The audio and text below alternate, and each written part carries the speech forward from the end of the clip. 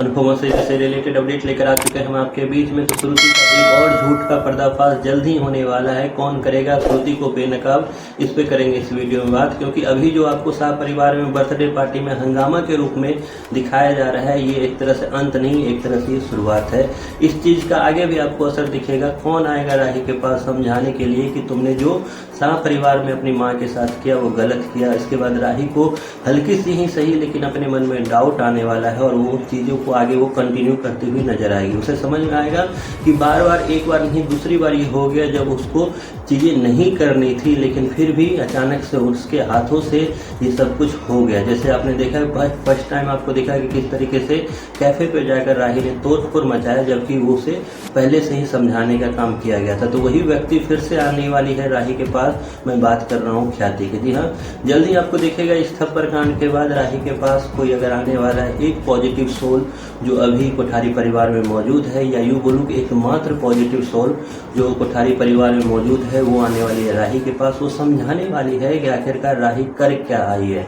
जिस तरीके से राही यहाँ से निकलेगी तो काफ़ी ज़्यादा फनफनाती हुई निकलेगी कि इतना ज़्यादा गुस्सा आपने राही को पहले कभी नहीं देखा होगा। किस तरीके से राही के सर पर गुस्सा सवार रहेगा और काफ़ी ज़्यादा गुस्से में वो रिएक्ट भी करती हुई नजर आएगी। तो वहीं पर एक इंसान जो होगा वो राही को समझाता हुआ दिखेगा, वो ख्याति होगी। ख्याति समझाएगी किस तरीके से राही ने वहाँ कितना गलत किया। अपनी माँ पर इस तरीके से सवाल उठाना, उनके कैरेक्टर पर इस तरीके से सवाल उठाना कहीं से भी सही नहीं है। वो इस बात को भी बताएगी किस तरीके से उसने जो किया वो वैसी नहीं है, उससे ये चीज़ करवाया गया है और श्रुति का नाम ले गया। हालांकि श्रुति का नाम लेते ही राही को फिर से बुरा लगने वाला है। राही फिर से इस चीज़ पे भी रिएक्ट करेगी, लेकिन ख्याति इतना बोलकर वहाँ से निकलती दिखेगी कि मैं बस यही कहूँगी कि शांत दिमाग से सोचो कि आखिरकार तुम्हारे साथ हो क्या रहा है। क्योंकि रिसेंट एपिसोड में भी आपने देखा कि किस तरीके से वसुंधरा और गौतम भी आपस में धीमी आवाज़ में बात करते नजर आए कि इस राही को इस रूप में देखना काफ़ी ज़्यादा अच्छा लगता है, एक तरह से मज़ेदार होता है। तो राही उस कठपुतली की तरह हमेशा से इस अनुपमा सीरियल में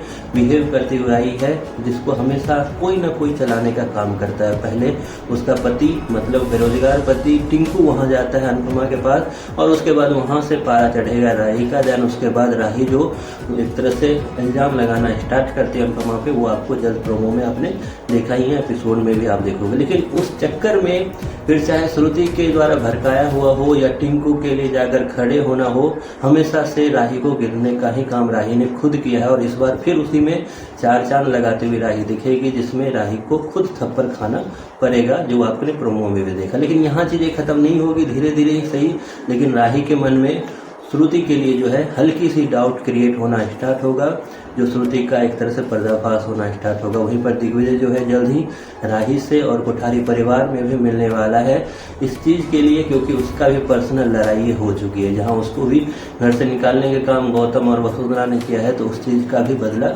दिग्विजय अब इस कहानी में इन्वॉल्व हो चुका है और आगे जाकर वो इस कहानी में इन्वॉल्व होने ही वाला है। क्योंकि अब तक उसे ये लग रहा था कि अनुपमा की लड़ाई है, इसलिए मेरा इसमें कोई काम नहीं, जिसके लिए आपने रिसेंट एपिसोड में देखा किस तरीके से वो राही को समझाता हुआ दिखा और उसके बाद अनुपमा से भी माफ़ी मांगता हुआ दिखा कि किस तरीके से मेरी वजह से आपको इतना ज़्यादा सुनना पड़ा। इस सब कुछ आपको आगे जाकर मेकर दिखाते हुए आएंगे।